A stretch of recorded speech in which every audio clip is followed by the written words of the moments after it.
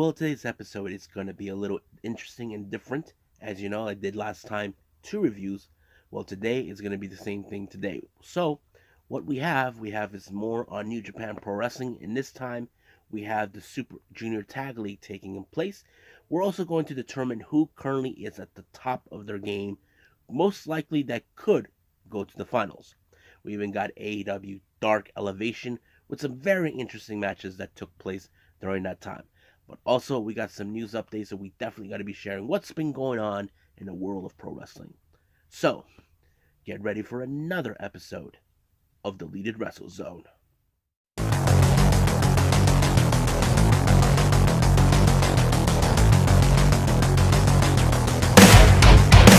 you ready? Get up, get up! Get up, get up! Get up, get up! Get up, get up! Get up, get up! Get up, get up!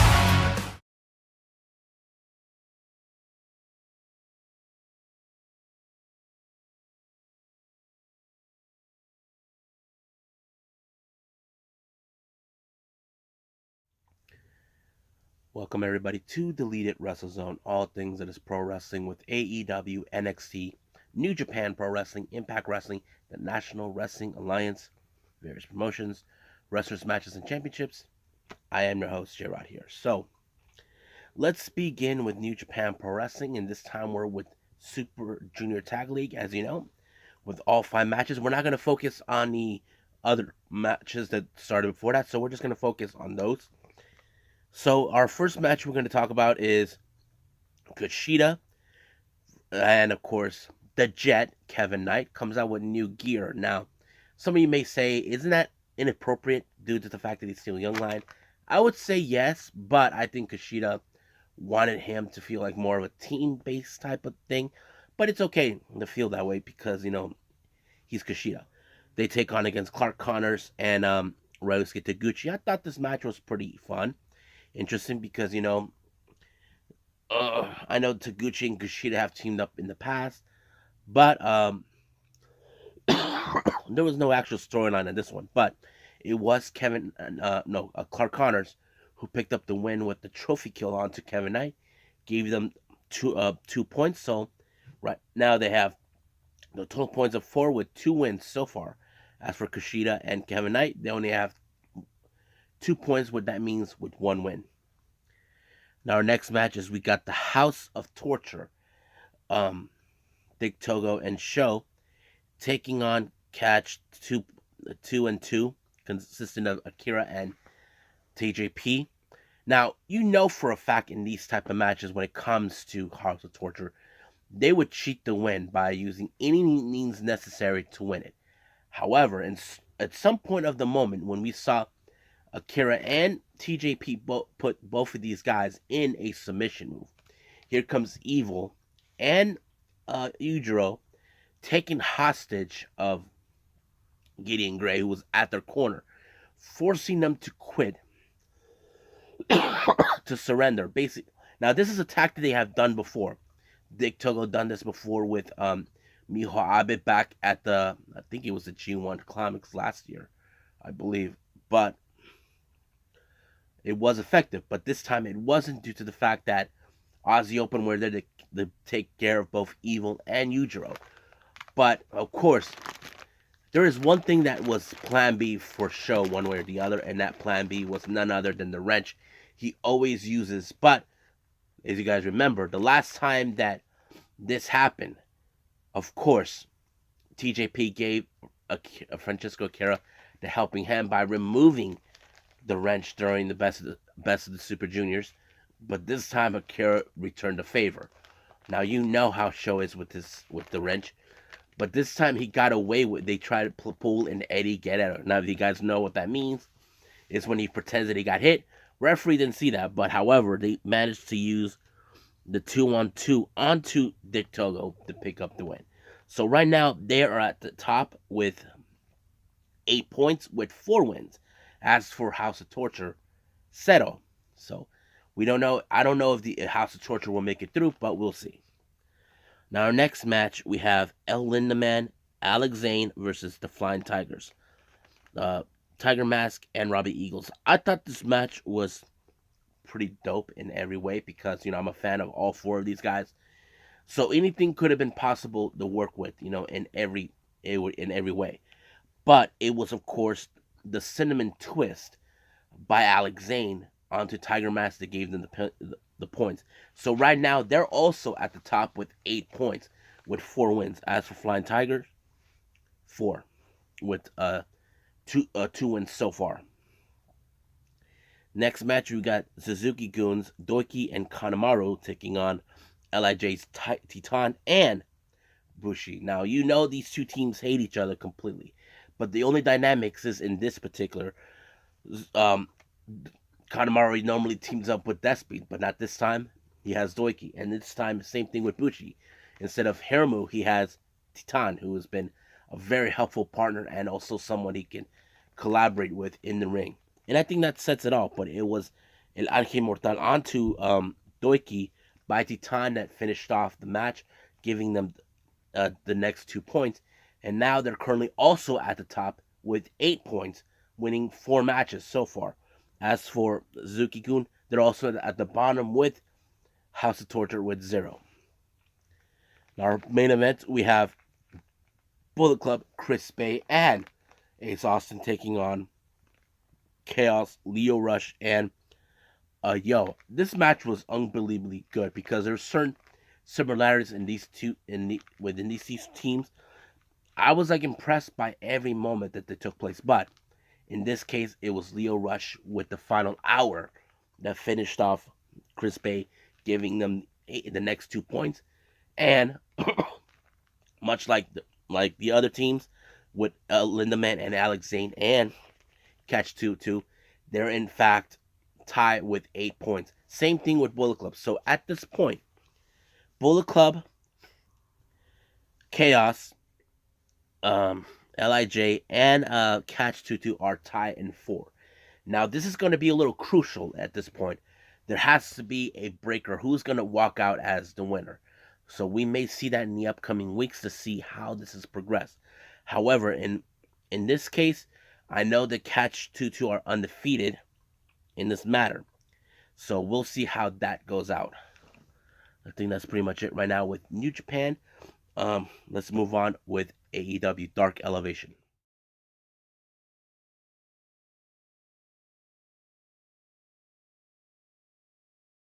Okay, our final review we have is AEW Dark Elevation. Opened up with the Bunny being accompanied by Penelope Ford, taking on Blair Onyx. Now, there's a bit of similarities between Blair Onyx and the Bunny, but we know the Bunny is more crazy than Blair Onyx herself. But unfortunately, Blair Onyx ended up on the deep down the rabbit's hole, giving the Bunny the win on this one. Next up, we got Brandon Cutler taking on Man Scout. I thought this was the most entertaining match ever. Now, if you guys ever seen Man Scout, Jake Manning, he's like unlike any other wrestler you guys ever seen. But there was a moment where he was still reading his Scout's book. Instead of doing something funny, well, something kind of cool, but Cutler actually tripped him. But it took only a schoolboy by Cutler to pick up the win. So, not bad. But like I said, it was entertaining. Next up, we got Emi Sakura and Maki Ito. You can tell by the facial expression by Emi Sakura that she does not like that Maki Ito gets the attention. They take on against Marina Shafir and Nyla Rose. Now, to me, as a fan of Maki Ito, we would have liked to see her win this one, but no. I felt like this one was going to be like the more of the supremacy of the problem and the native beast. And I think that says it all. But it was the beast bomb by Nyla Rose onto Emi Sakura that picked up the win. Our next match, we got Ari Daivari taking on Konosuke Takeshita. As you know, people love Takeshita. It's great to see him back. And the strange thing is, Don Callis shows up. Now, it's still unclear, but the connection with Don Callis and Konosuke Takeshita is right there. If you guys aren't familiarized with it, Takeshita, he's originally from DDT Pro Wrestling. Kenny Omega also is from DDT Pro Wrestling. Now, some of you may say, wait a minute, didn't he wrestle in New Japan? Yes, but when he first arrived in Japan, he started out in DDT Pro Wrestling. That was the promotion he was in when he first met Kota Ibushi. So that kind of sets the whole thing. That's the connection between Kenny and Takeshita. Now, I don't know what's the significance of Don Callis being there, but I think he's impressed by Takeshita. I wouldn't be surprised if somehow Takeshita will be ending up on his little payroll for some odd reasons. But it was Takeshita with an amazing German suplex onto Ari Daivari that picked up the win, and I think that was pretty impressive. Now, we may start. I mentioned this. We had a match between Kip Sabian and Alex Reynolds for the past 2 weeks. There is the possibility we could see a rubber match. Kip Sabian sent out a message to Alex Reynolds telling him that he was already done with him.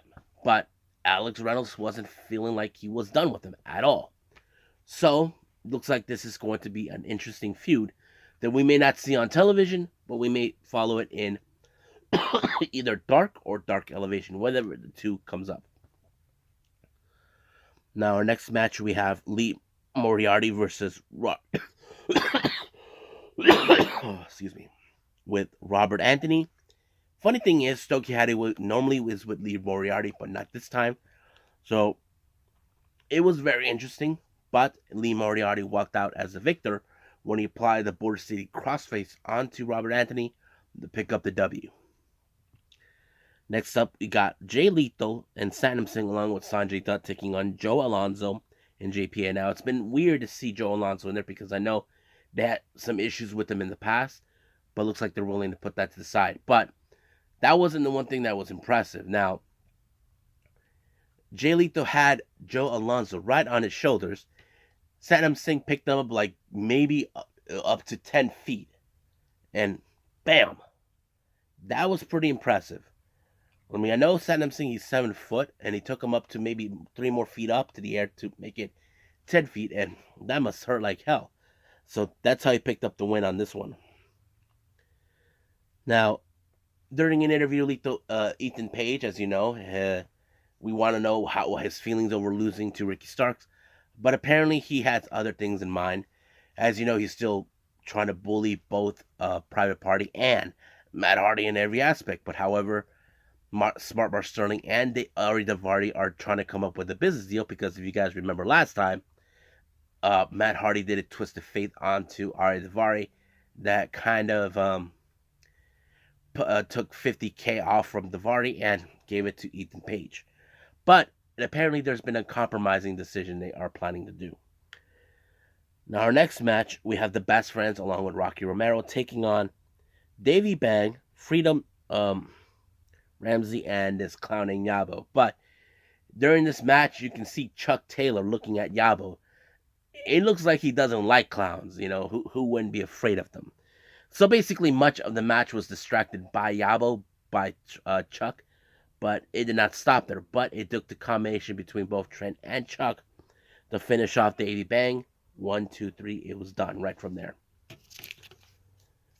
Now our next match, we have Athena taking on Lane Luck.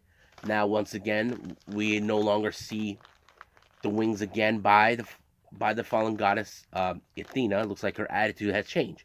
So once again, she decides to win off with the crossface, and of course, post match decides to be the same disrespectful person that she's been.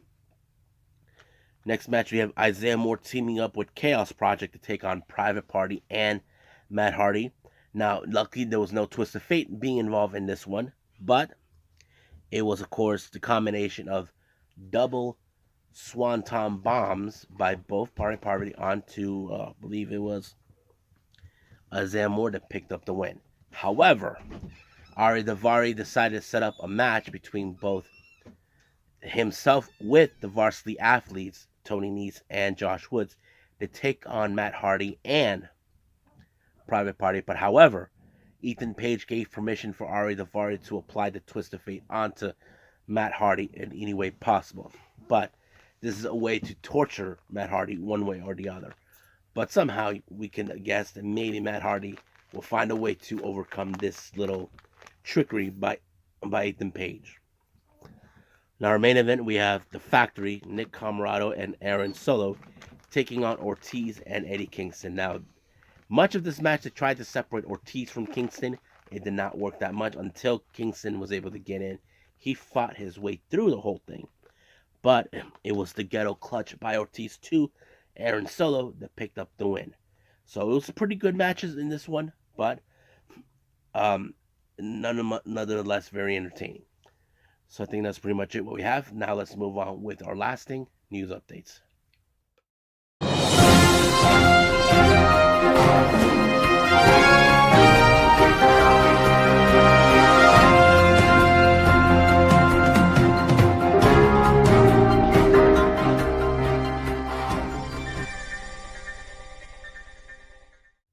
Okay, for our news updates, so this is what we have.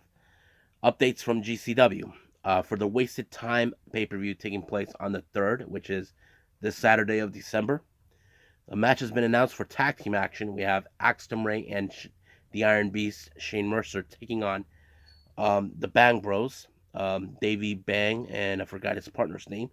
So that's been announced for that particular match. However, it was also announced by GCW that Hijo del Vikingo will be making his appearance in GCW on Tilt Infinity, which is the New Year's Eve event that will take place on the 31st of December.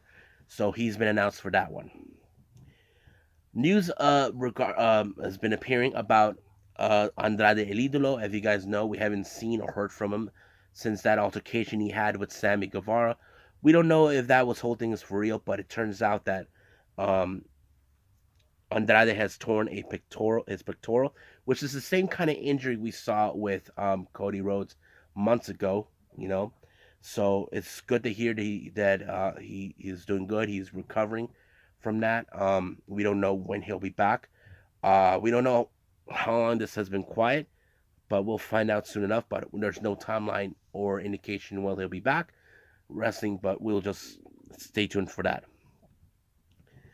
House of Glory has announced for their upcoming pay-per-view on Revelations on the 17th of December. We're going to have the Cruiserweight title being on the line. Mighty Monte, who is the current champion, take on his former best friend, Nolo Kitano. After the last pay-per-view, Kitano betrayed him due to the fact that he wasn't going to wait for him. As you know, Monte injured himself during an event, but that's how it is. As you know, recently, our next updates here, NXT has announced for Hall of Famers who will be participating in helping out finding competitors for the Iron Survivor Challenge. We already announced Molly Holly and Alundra Blaze, also known as Medusa, will be helping out. Another name has been announced to help out for this. We got Charlton Watman, also known as X-Pac or Zix-Pac, will be helping Shawn Michaels as well. Now, I'm going to presume that Holly and Alundra will be helping out doing for the women's division, for the women's side, and Shawn, and of course Shawn will be doing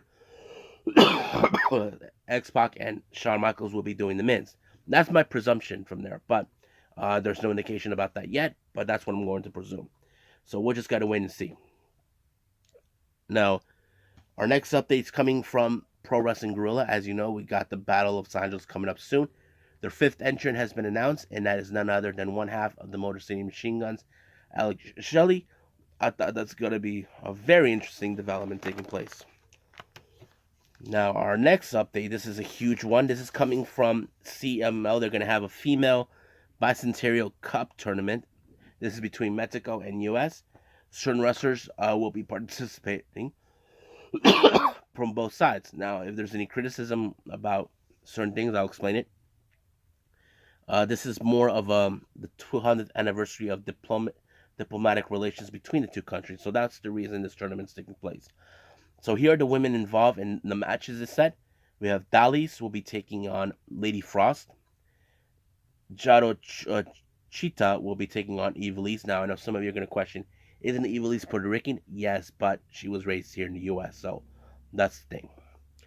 Lluvia will be taking on Alice Gracia, Texas born, so you can guess that she represents the U.S. And finally, Reina Isis taking on Avispa Dorada, who is another foreign from another Hispanic country. So that's pretty much it. So I don't know when this will be taking place, but it will be taking place very soon. I believe on the December 4th, which is this coming Sunday. Now, our final update, DEFY Wrestling has announced for their Air Raid event taking place on the 17th of December. Hijo Vikingo has been announced that he'll be in the ring against Nick Wayne. That's going to be a baller of a match. There's going to be a triple threat Lucha Rules. We have El Fantasmo, Jordan Oliver, and Guillermo Rosas. That's going to be a very interesting one. We got Titus Alexander taking on Joey Janela. That's going to be a very important match due to the fact that you got the featured franchise versus the King of the Indies. Alex Shelley will be in action taking on Artemis Spencer. And then finally, it was announced that the women's championship, Vixen will put her title on the line against Cat Power. So that's what we have for right now. So I think that's pretty much it for everybody. I believe it's time to call it a day. Well, I hope everybody enjoys this episode. Coming up, as you know, it's Tuesday Wrestling. We have NWA Power, AEW Dark, and of course NXT. I just recently found out that GLEAT, their latest show, G Pro Wrestling version 40, will be out. So that'll be 4 reviews, even though I'm supposed to cut it down. But I don't want to miss the opportunity on this one in any way possible. So I will be doing 4 in this particular event. I was going to originally do 3, but that's how it is. There's no availability about the Stardom event that took place this Sunday, if anything else. But I think that's pretty much it. So I'll see you guys on next DWZ time. Same DWZ channel. I must bid all of you adieu. So, goodbye. And have a nice day. Bang.